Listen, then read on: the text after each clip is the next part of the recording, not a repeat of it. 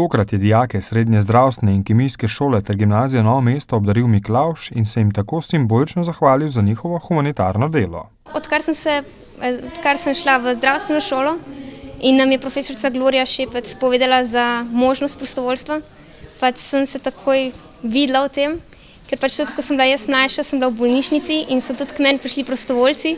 Kaj pa počne pri bolnikih?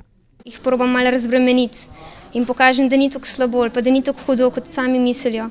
Ali pa jim probam predstaviti dobre stvari, ki jih še imajo, recimo družina ali pa dom, ko jih čaka. Ali pa ne vem, vprašam jih tudi, kakšna je hrana ali pa kaj pogrešajo doma. Zanimanje na naši šoli je zelo veliko. Vsako leto imamo od 50 do 60 prostovoljcev.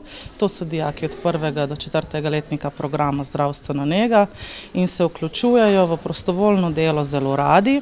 Ta dobrodelna tradicija v srednji zdravstveni in kemijski šoli traja že 13 let. Nedolgo tega pa so začeli tudi v novomeški gimnaziji.